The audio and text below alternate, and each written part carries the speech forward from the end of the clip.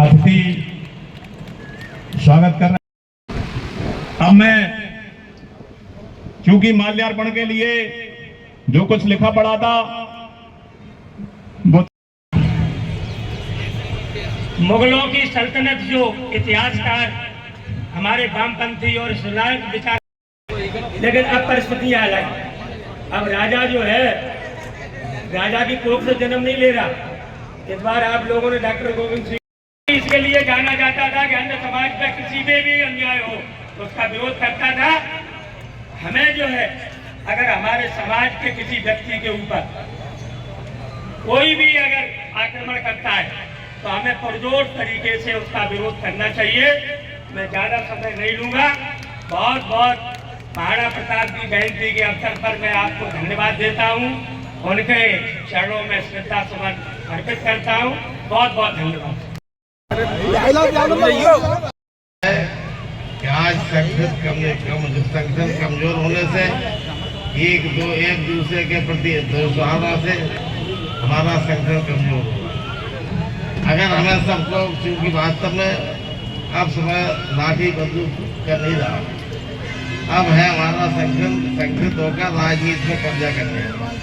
जब तक हम राजनीति में नहीं आएंगे, आगे नहीं बढ़ेंगे, एक दूसरे का सहयोग नहीं करेंगे, तब तक हमारे जोश के साथ बनाए रखो। अपने उसूलों को इज्जत के लिए मरने के लिए तैयार रहो। उस जमाने पुराने समय में हमारी छत्तानियाँ जौहर करती थी और हम लोग तब जौहर उनका नाम से ही कांपने लगते। आप वास्तव में अगर हम अपने को क्षत्रिय कहते हैं तो उसको पालन करने के लिए हमें अन्याय के खिलाफ लड़ना पड़ेगा। और वास्तव में कोई भी समाज में कमजोर व्यक्ति है, जब तक हमें उसका सहारा नहीं देंगे। क्षत्रिय का मतलब है छाता, छाता धूप से बचाता है।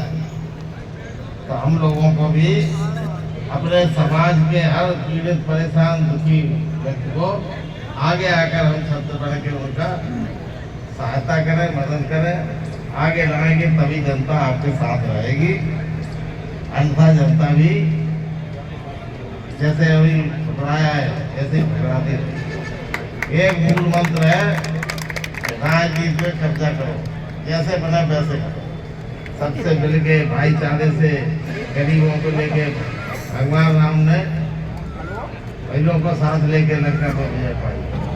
हम अकेले नहीं कर पाएंगे।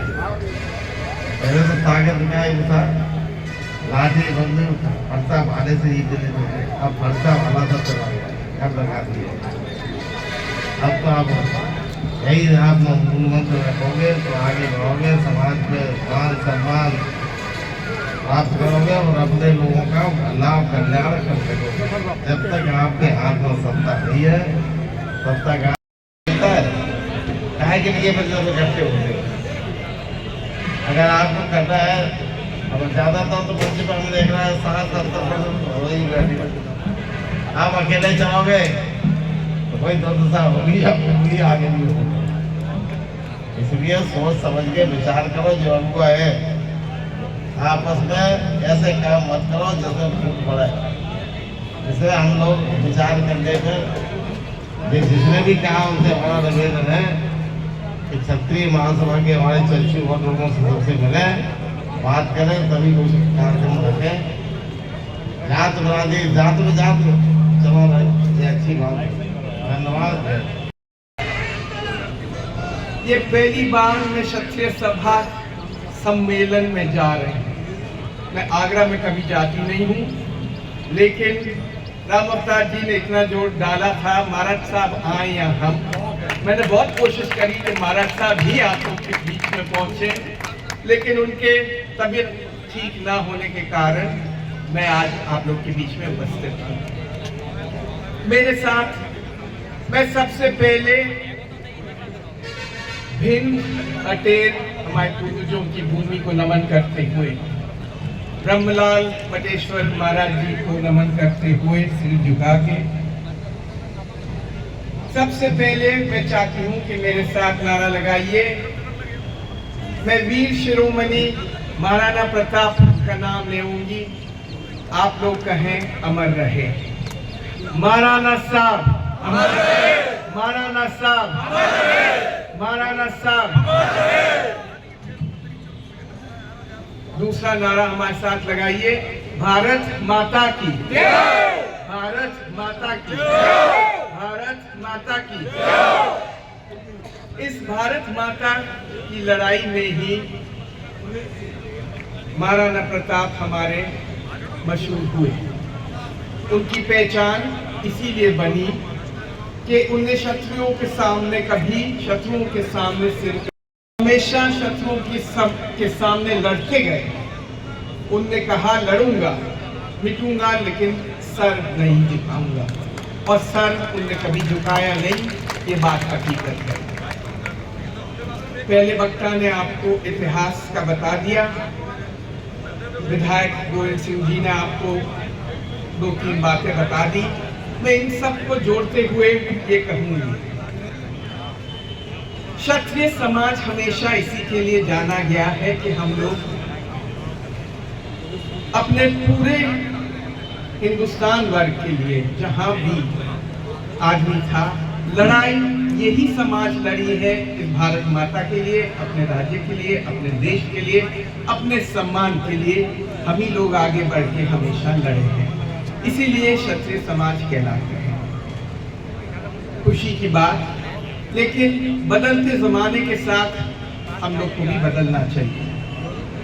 आज के जमाने में मतदान से ही झगड़ा होता है, और जो भी जीतता उसमें वही सिकंदर होता है और उसी का चलता है। आपको गोविंद सिंह जी ने बहुत जोर से ये बताया कि किसी जमाने में था जब सब विधायक यहाँ के अपने ही समाज से होते थे। आज की तारीख में कोई शायद अपने समाज का रह नहीं गया। एक है, ये दुख की बात है। मैं बिना हमारे मुख्यमंत्री को इसमें लाए बोल भी नहीं सकती हूँ। उत्तर प्रदेश का सौभाग्य है कि क्षत्रिय समाज के गोरखपुर पीठ के, जो एक ही क्षत्रियों का पीठ है, उसके पीठाधीश योगी आदित्यनाथ जी उत्तर प्रदेश के मुख्यमंत्री हैं। उनसे बहुत सीखने को मिलता है। हमारे मुख्यमंत्री हैं, मैं रोज उनका काम देखती हूँ, उनसे सीखने को मिलता है। लड़ेंगे भिड़ेंगे और अपनी जनता के लिए वो हमेशा आगे आते हैं। उनके शब्द हैं जो पिछले चुनाव में गूंजे, बटेंगे तो कटेंगे, यही सब जगह गूंजा।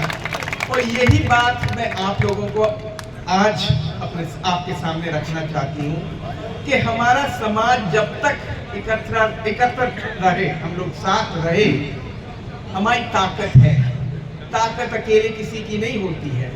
अगर बहा में पीढ़ियों से या सालों से महाराज भदावर जीत रहे हैं, विधायक बन रहे हैं, मंत्री भी रहे हैं, बड़े महाराज भी रहे हैं, आज की तारीख में मैं विधायक हूँ, तो कहीं ना कहीं समाज हमारा साथ दे रहा है। और इस समाज के साथ पूरा भदावर हम लोग को कहीं ना कहीं मान रहा है कि हाँ, इस छत्र छाया में हमको कुछ ना कुछ इस क्षेत्र को मिलेगा। ये बात हकीकत है।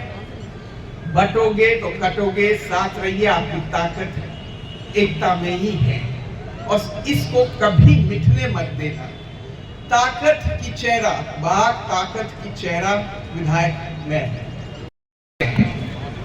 आज की लड़ाई वही है, आज की ताकत वही है, उस ताकत को समझिए। गोविंद सिंह जी का कहना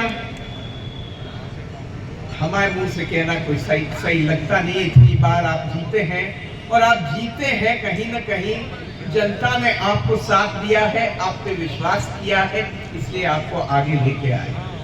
इस चीज को याद रखो कि हाँ, जिसको आप चुन रहे हो वो आपका आदमी हो, जहां आपको मदद मिले, आपका काम हो और जो आप चाहते हो विकास, वो चीज आगे बढ़े।